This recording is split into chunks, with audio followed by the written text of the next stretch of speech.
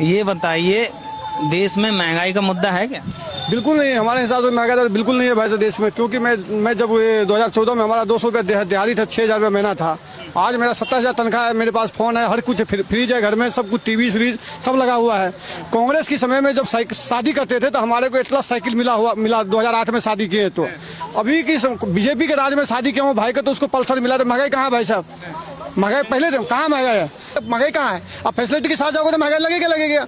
आप लोग हमारा आईफोन चाहिए हमारे हाथ में, हमारे घर में फ्रिज भी होना चाहिए, तो महंगाई आपको दिखेगा भाई साहब।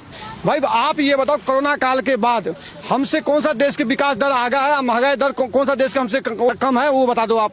महंगाई दर कौन सा देश का हमसे कम है वो बता दो आप। किसी देश के नाम बता दो, मैं मान जाऊँ। फिर आपने अभी भी देखो, जब युद्ध हो रहा है, पूरी दुनिया में उथल पुथल मचा हुआ है, उसके बाद भी हर कंट्री में तेल के दाम बढ़ा हुआ। किसी 50%, किसी का 20%, किसी की 30%, इतना बढ़ा हुआ।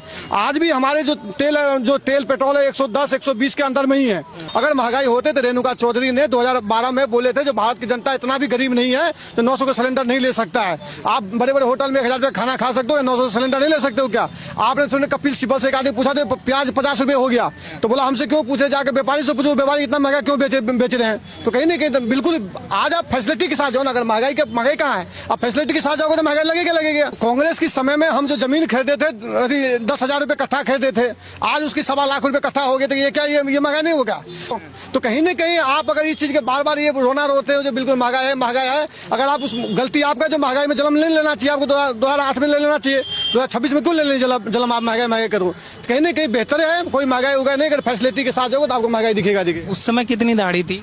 हम बता रहे 2008 में मेरा 200 रुपये दिहाड़ी था, 6,000 महीना था। अभी 27,000 मेरा तनख्वाह है। और नहीं है तो मैं चलो आपको पूछा बात करा दूं। रोजगार है आपके पास? बिल्कुल हमारा रोजगार है, हमारे पास स्किल में खाना बनाने का काम करता हूँ भाई, हमारे पास रोजगार है। मैं 27,000 तनख्वाह कमाता हूँ, बिल्कुल खुश है। महंगाई का कोई मुद्दा नहीं हमारे पास, कोई महंगाई का मुद्दा नहीं भाई साहब। हमारे बाजू में ताकत, हमारे स्किल, हम काम सीखे तो हम क्यों बेरोजगार रहेंगे? हम कमा खा रहे हैं।